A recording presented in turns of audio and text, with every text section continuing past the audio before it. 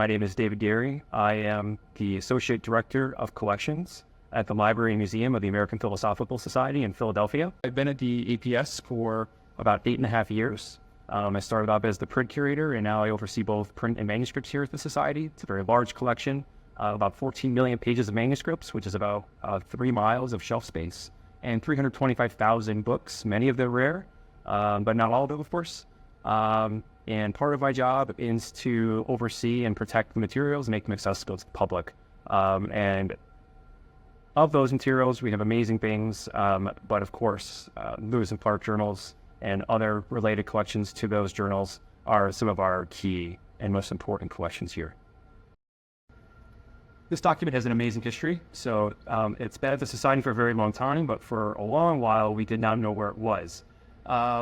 In 1979, an intern who was working in Philosophical Hall, which is our headquarter building on 5th Street, was cleaning out an area in our vault area in our basement, and found some old papers down there. This was just rolled up in a box down in our basement. I can only imagine what the intern felt when he unscrolled it and unrolled it and was able to find this amazing document with all these really important signatures on it, which was then taken to our librarian, and it has now become this supreme treasure that we use all the time in various tours and exhibitions. This is a document that's a precursor, one could say, of the Lewis and Clark expedition.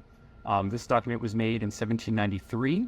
We're talking about a decade before Lewis and Clark started their travels. But it was for Michaux, who many of you have probably never heard of before. So André Michaux was the French gardener for the King of France.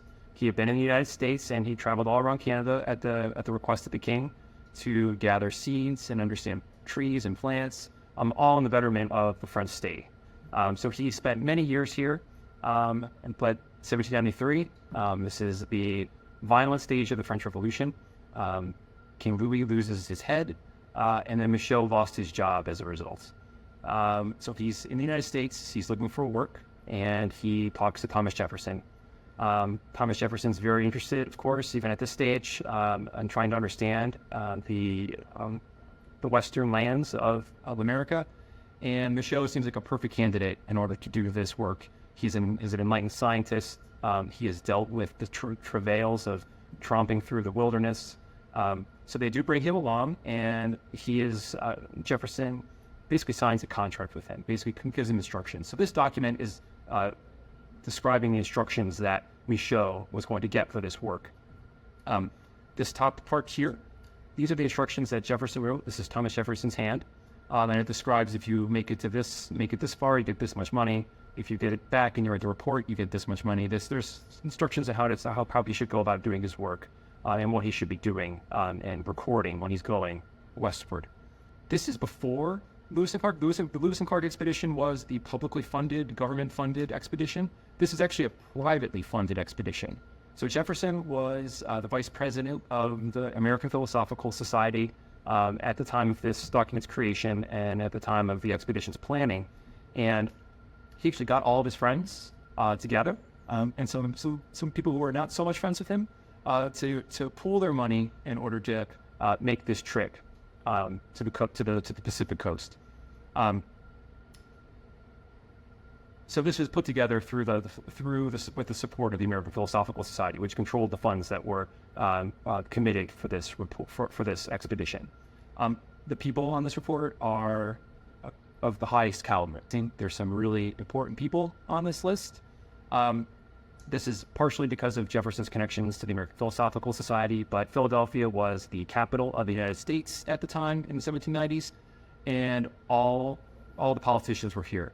So Jefferson was able to wrangle both Federalists and Republicans to come together to submit money to fund the expedition.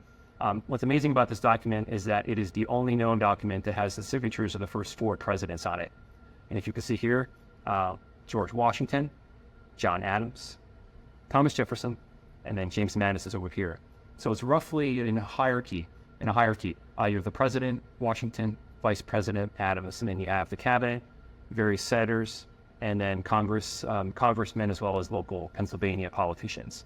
There's important Federalists on this as well. So right next to Thomas Jefferson is Alexander Hamilton, who was his archenemy at that point.